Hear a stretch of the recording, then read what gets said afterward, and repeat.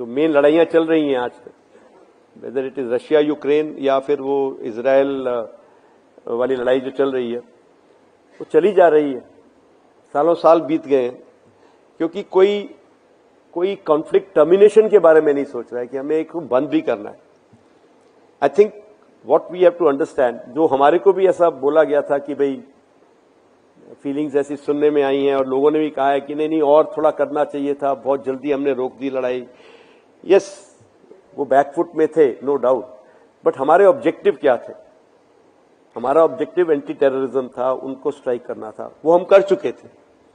तो अगर हमारे ऑब्जेक्टिव्स मीट हो चुके हैं, उसके बाद why should we not terminate a conflict, why should we carry on? क्योंकि कोई भी कॉन्फ्लिक्ट है उसके बहुत सारा प्राइस होता है जो हमें पे करना पड़ेगा। It will affect our preparedness for the next one.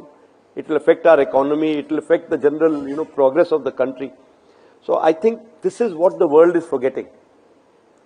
उनको यही नहीं पता कि हमारा टारगेट क्या था जब हमने लड़ाई शुरू करी थी। अब वो गोल पोस्ट उनका शिफ्ट होता जा रहा है।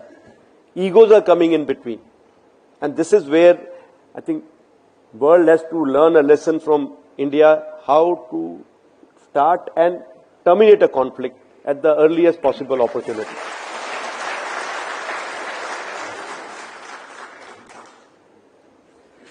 As far as op capability is concerned, the technology played a major part. The weapons that were used were all specialist weapons, long-range weapons, guided weapons. They could strike at very long ranges with precision, with minimal collateral damage. आसपास की जगह में damage ना करते हुए target को destroy किया गया। एंड ये सब टेक्नोलॉजी हमने लास्ट कुछ सालों में एक्वायर करी थी या डेवलप करी थी। सो ये जो टेक्नोलॉजी साइकिल है, इसमें हमें आगे रहना होगा।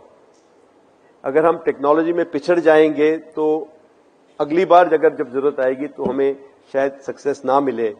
तो हमें ये जरूरी है कि हमारी टेक्नोलॉजी में हम आगे रहें।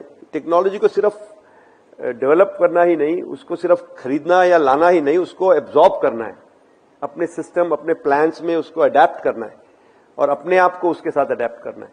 ये बहुत जरूरी है।